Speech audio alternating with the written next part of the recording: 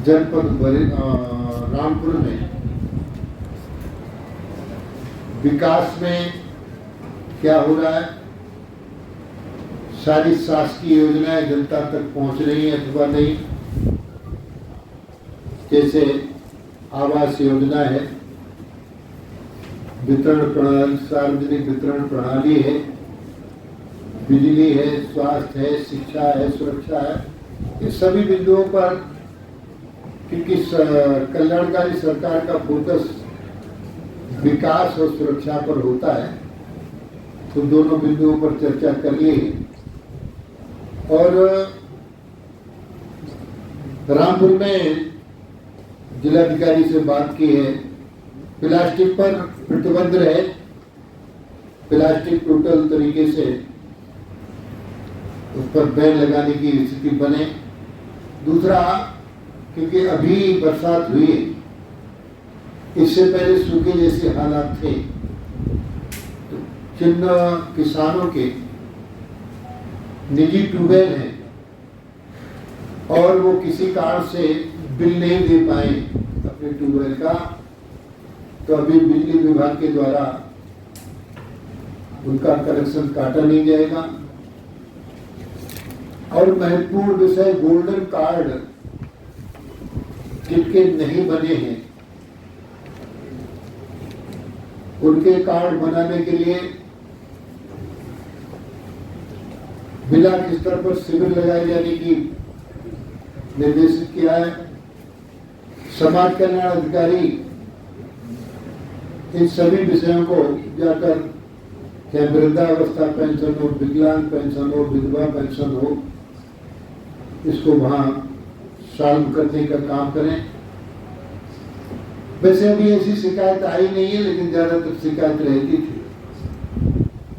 तो जिलाधिकारी को कहा गया कि अमल दरामद के काम, इंदिराज भूति, इंदिराज वगैरह है, तालाबों के पट्टे, चक्रोड की पैमाइश, जिनके कारण से झगड़े होते हैं, इनको पूरी व्यवस्था से शीघ्रता से निस्तारण किया जाए।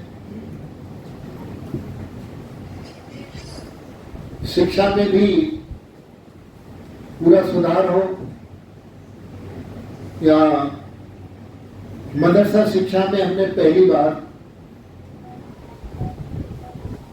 एनसीईआरटी का कोर्स योगी सरकार ने, भारत सरकार की इच्छा के अनुरूप भारत जारी किया गया है। और डीबीटी के माध्यम से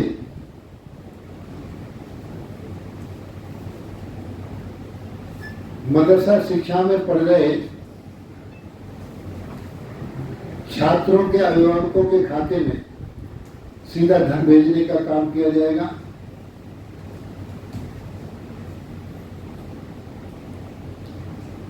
बिजली की व्यवस्था ठीक रहे, ग्रामीण क्षेत्र को 18 घंटे,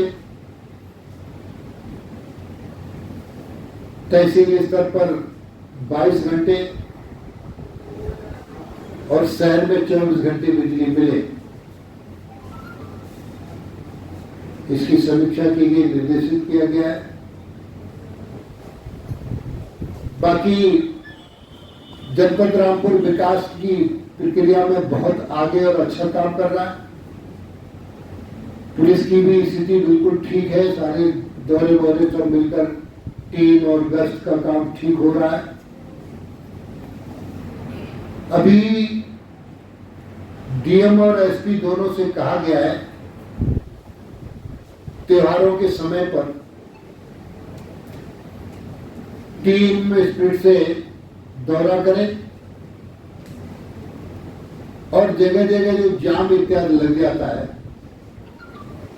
जनता को आवागमन में कठिनाई आती है, हमारे दोनों ही अधिकारी, जिलाधिकारी और एसपी मिलकर रामपुर में इस कठिनाई से निजात दिलाने का काम करेंगे। त्योहारों के अवसर पर पूरी बिजली मिले, इसकी व्यवस्था करने के निर्देश दिए गए हैं।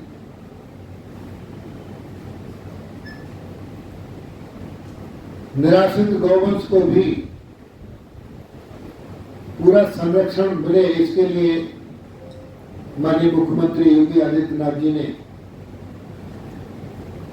वृहद गौ संरक्षण केंद्र बनवाने के निर्देश दिए हैं, बजट आवंटित कर दिया है। एक ब्लॉक में एक बड़ी गौशाला, वृहद गौ संरक्षण केंद्र, जिसमें 2000 से 3000 तक गाय आवे।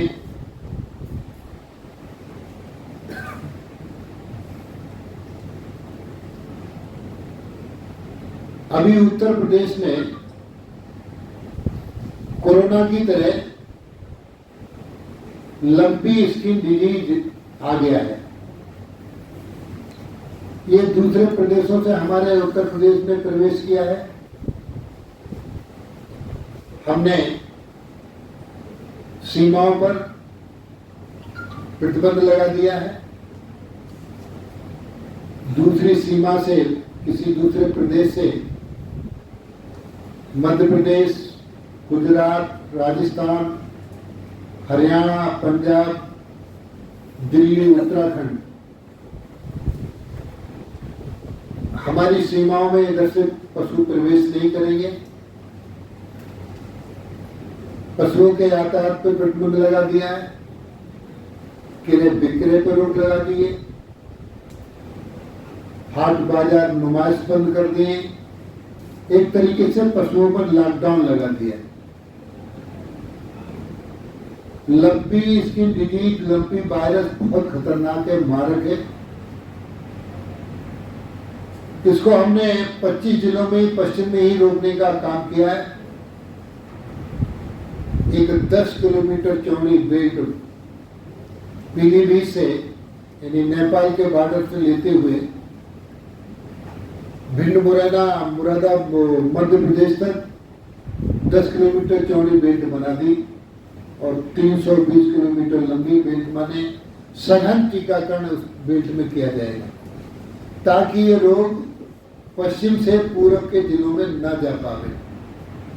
बहुत खराब स्थिति है और टीकाकरण सभी गौशालाओं में हो रहा है। सभी पशुओं पर टीकाकरण की व्यवस्था करा दी। इस बार एक नया, हम गौशालाओं को आत्मनिर्भर गौशालाएं बनाएंगे। बड़ी बड़ी गौशाला में सीएनजी बनाने का काम होगा और गाय का गोबर 2 रुपए किलो खरीदेंगे, जिससे सीएनजी इत्यादि बना सके। इस बार अयोध्या की दीपावली में 1 लाख दीपक गाय के गोबर से बने भेजने का काम करेंगे। अब की अयोध्या की दीपावली पर गाय के गोबर से बने दीपक, अलौकिक लटा, अलौकिक अपनी प्रदर्शन अलग अलग दिखाई देगा। हमने ये भी अनुरोध किया है जनता से, गाय के गोबर से बने 9 दीपक अपने घर में जला प्रकाशित करें और गाय के गोबर के बने गणेश और लक्ष्मी का दीपावली पर पूजन करें। निश्चित रूप से हमारी मान्यता, शास्त्रों की भी मान्यता है। 9 दीपक का प्रयोग है कि 9 ग्रह होते हैं, वो ग्रह शांत होगी और लक्ष्मी जी की कृपा मिलेगी। घरों में सुख, शांति, ये समृद्धि आवे। ये सब गौ माता की कृपा से ही होगा। हमने कल अपने सभी लोगों को कहा है और आपके माध्यम से भी अनुरोध है कि गौशाला में ही बच्चे का जन्मदिन या कोई और ऐसी स्थिति आवे तो गौशाला में मनाने का काम करें। तो जो अभी जो छुट्टा जो निराश्रित गौवंश है, लंबी स्किन डिजीज के कारण से अभी हम गौशालाओं में नहीं भेज पा रहे हैं, ताकि रोग दूसरे पशुओं को प्रभावित न कर पावे। इस रोग की पहचान है गाय के आंख से पानी बहने लगता है, नाक से पानी बहने लगता है, तेज बुखार आता है और रुपए के सिक्के बराबर फफोले पड़ जाते हैं।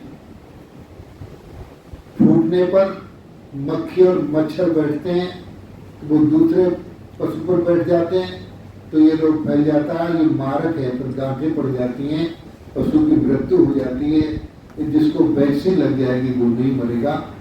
तो ये सब व्यवस्था आपने बना ली है ताकि, और ये भी आपसे अनुरोध करना चाहते हैं कि जहाँ पशुपालक पशुओं को बांधते हैं वहाँ नीम की पत्ती, भूसा और कंडे का धुआं लगाने का काम करें ताकि मक्खी और मच्छर ना पावे। और सभी थानों को निर्देशित किया गया है एसपी के माध्यम से, जो भी फरियादी जाए थाने में रिपोर्ट लिखी जाए और फिर सही रिपोर्ट होने पर कड़ी कार्रवाई की जाए। तो कानून और विकास दोनों के संबंध में हमने समीक्षा कर ली है मंत्री समूह ने। और रामपुर का विकास बहुत अच्छा ये है कि इस बार माननीय मुख्यमंत्री की इच्छा के अनुरूप एक उद्योग इंडस्ट्रियल बेल्ट का भी निर्माण किया गया और ये रामपुर के लिए बहुत अच्छा विकास की श्रृंखला में जुड़ेगा। किसान और उद्योग दोनों एक दूसरे के पूरक हैं। उद्योग भी ठीक हो, धान क्रय केंद्र खोलने के निर्देश दे दिए गए हैं। धान के क्रय केंद्र खुले हैं और बिजली पूरी व्यवस्था से मिले। ये आदि बातों पर बात करनी थी, मुझे इतना ही कहना था। धन्यवाद। आपको कुछ पूछना हो तो। सर, लंपी वायरस की आहट रामपुर आ चुकी है, 6-7 केसेज आ गए। तो क्या जैसे पशु मर जाता है तो किसान को बहुत बड़ा धक्का पहुँचता है आर्थिक रूप से, तो क्या उसके लिए कोई मुआवजे का या कोई ऐसी भी योजना बनाएंगे? देखिए, ये भी इस रोग से कोई पशु मर जाता है तो एक तो पशु को खुले में नहीं डाला जाएगा, उसको कायदे से अंदर गहरे में दफना दिया जाएगा। इसका पोस्टमार्टम नहीं किया जाएगा। दूसरा भी मुआवजे की कोई व्यवस्था नहीं है, उपचार की पूरी व्यवस्था है। हम हर पशु को वैक्सीन लगाएंगे, इसका कोई पैसा नहीं ले रहे हैं, फ्री वैक्सीन लगाने का काम कर रहे हैं और बाकी कोई कठिनाई नहीं आने देंगे। प्लास्टिक पर पूरी तरह पाबंदी लगा दी गई है, लेकिन मल्टी कंपनियां जो हैं वो अपने तमाम सामान प्लास्टिक की उसमें बेच रही है पॉलिथीन में। उसके लिए क्या इंतजाम? देखिए, उसमें हमें आपका भी सहयोग चाहिए। सिंगल यूज प्लास्टिक पूरी तरीके से प्रतिबंधित है और ये बात हमने इसलिए कही है कि इससे जमीन का स्वास्थ्य बिगड़ रहा है और नदियां भी मर रही। जहाँ शहर आता है वहाँ नदी दम घुट जाता है और अगर शहर नहीं है तो नदी ठीक ठाक है। कल हमने बैठक में कहा कि ग्राउंड वाटर खत्म हो रहा है, जमीन के अंदर पानी नहीं है। दिल्ली में पानी खत्म हो गया, बंगलोर में भी खत्म हो गया और हम लोग एक ध्यान नहीं दिए तो नदी और तालाब सब खत्म हो जाएंगे, तो जीवन भी संकट में पड़ जाएगा, ना उद्योग लगेंगे, ना खेती ठीक होगी। तो इसलिए मेरा नम्र निवेदन है कि पानी बचा। आपने अच्छा विषय उठाया है प्लास्टिक वाला। इससे जमीन का भी स्वास्थ्य खराब होता है, व्यक्ति का भी स्वास्थ्य खराब हो रहा है। इस पर थोड़ा सावधानी बरतने की आवश्यकता है।